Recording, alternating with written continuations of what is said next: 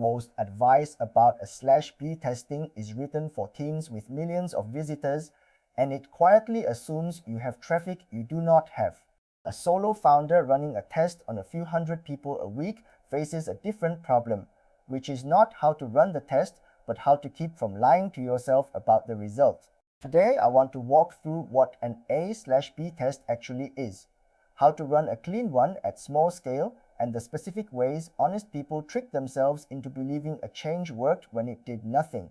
I run these on my own businesses, and I have called plenty of them wrong over the years, usually in the same few ways. So this is less a lecture on the theory and more the checklist I wish someone had handed me before I shipped a change because a test looked good for 2 days. None of it needs software. What it needs is a little discipline about what you decide before you start, and the patience to not peek and pounce. What an A/B test really is. An A/B test is a simple idea. You show one version of something to one group and a different version to another group at the same time, and you compare how each group behaves. The two versions are usually called A and B, or control and variant. The whole power of it comes from that phrase "at the same time," because it means the only systematic difference between the groups is the thing you changed, so any difference in behavior can be pinned on that change rather than on the weather or the day of the week. Why timing matters so much. People often test the lazy way, running version A for a week and version B the next week, and then comparing. That is not an A/B test, it is a before and after, and it is badly contaminated. The second week might have had a holiday, a viral mention, a payday, a different mix of traffic. By running both versions in parallel and splitting your visitors randomly between them, you cancel all of that out. Same days, same traffic, same everything, except the one thing you are testing. Decide the metric before you start. The single most important habit is choosing your success metric before you launch and writing it down. If you decide after the fact what counts as winning, you will always find some number that went up, because in any test something moves. Pick the one metric that actually matters. The purchase rate, the sign-up rate, whatever the change was meant to improve, and commit to judging the test on that. Everything else you look at afterward is context, not the verdict. Take one change at a time. The temptation is to redesign 5 things at once because you only have the traffic to run one test this month. Resist it.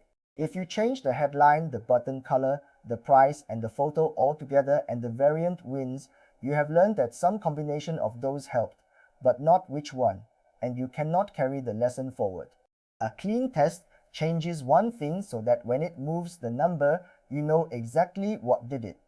Slower, but you actually accumulate knowledge instead of noise. The sample size problem. Here is the hard truth for small operators. With low traffic, you need the test to run longer than feels comfortable, because small groups swing wildly on chance alone. If 40 people see each version, a difference of a few conversions looks dramatic and means almost nothing. You need enough people through each side that a real effect can separate itself from random luck.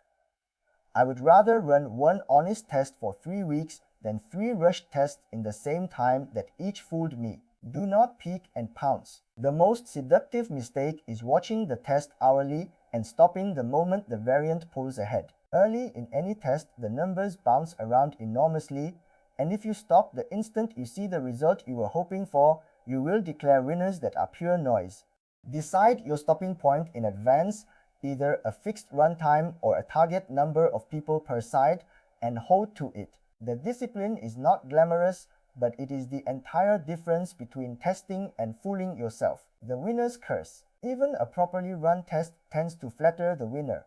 The version that happened to get a lucky bounce during the test is more likely to be the one you crown, which means the real-world lift after you ship it is usually smaller than the test suggested. This is not a reason to distrust testing, it is a reason to hold your expectations loosely.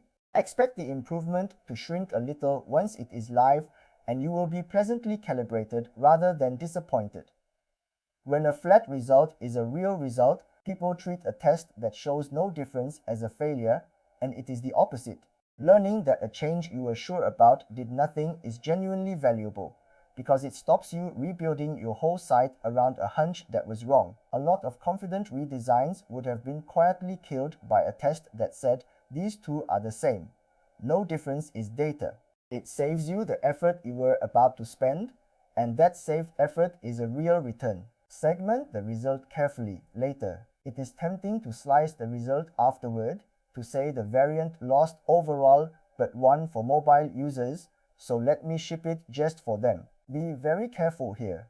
The more ways you slice a result, the more likely you are to find a flattering slice by pure chance, the same way flipping enough coins guarantees a streak somewhere. Segment to generate a new idea to test next, never to rescue a verdict from a test that did not support it. A slice found after the fact is a hypothesis, not a conclusion. Not everything is worth testing. A/B testing is a tool for decisions where the stakes and the traffic both justify the wait. Testing the color of a button on a page 4 people see a day is a waste of the weeks it takes. Some choices are better made with judgment, a quick customer conversation, or plain common sense, and saved for when a test can actually resolve them. Part of using this well is knowing when the honest answer is just decide and move on, because the test would take longer than the decision is worth. Keep a record of what you tested. The compounding value of testing comes from memory. Keep a simple log, 1 row per test, what you changed, what you predicted, what happened. Over a year, that log becomes the most honest document about your own business you own. A record of what actually moved your numbers versus what you were certain would. It also stops you rerunning tests you already ran and forgot, which every solo operator does at least once. The log is where scattered tests turn into real accumulated knowledge. What a test cannot tell you, and the honest limit. A test tells you which version performed better for the people in it, over the window you ran it, on the metric you chose. It does not tell you why. It does not promise the effect lasts forever, and it says nothing about the customers you never reached. Treat a win as evidence to act on, not proof of a permanent law. The map is useful precisely because you keep redrawing it, not because any single test settled the question for good. Randomize properly. The split between your two groups has to be genuinely random, or the whole thing quietly breaks. If version A happens to get shown mostly in the morning, and version B mostly at night, you are no longer testing the change. You are testing the time of day. The same goes for showing one version to logged-in users and the other to strangers. A good test assigns each visitor to a site by something with no relationship to who they are or when they arrived, so the only real difference between the two groups is the thing you set out to test. Run across a full cycle, give the test enough time to cover the natural rhythm of your business, not just enough people. Most small businesses behave differently on weekends than weekdays, and differently at the start of a month than the end. A test that runs only Tuesday to Thursday can miss an effect that only shows up when weekend buyers behave their own way. I try to run any test across at least one full week, and often two, so both versions get exposed to the same complete cycle of how my customers actually behave over time. Guard against interference. Watch for things that quietly contaminate a test while it runs. A big email blast, a press mention, an influencer post, or a sudden sale can flood one part of your funnel and swamp the difference you are trying to measure. If something unusual happens mid-test, note it, and be ready to throw the test out rather than trust a result that got hit by an outside shock. The cleanest tests run during ordinary weeks when nothing dramatic is happening, precisely because ordinary is when your real baseline behavior shows through. Weigh the cost of being wrong. Before you run a test at all, ask what a wrong answer would cost you. If shipping the losing version by mistake would barely dent anything, you can accept a looser, faster test and move on.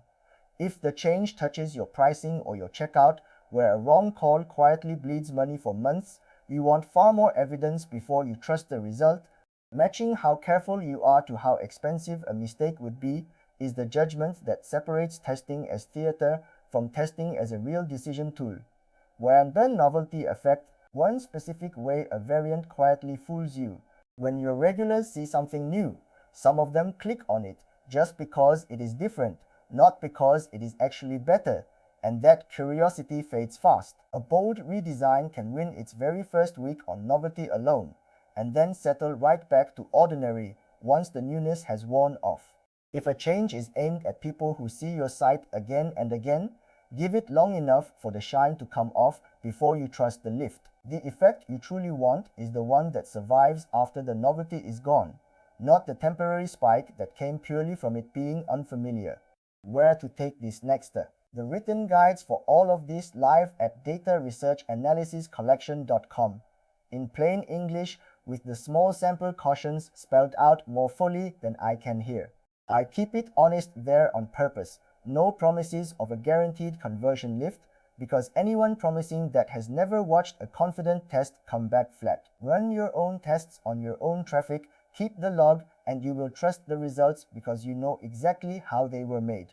So to recap, a /B test runs two versions at the same time to isolate one change, and its honesty depends on what you decide before you start. Choose the metric upfront, change one thing, give it enough people, and never stop the moment it looks good.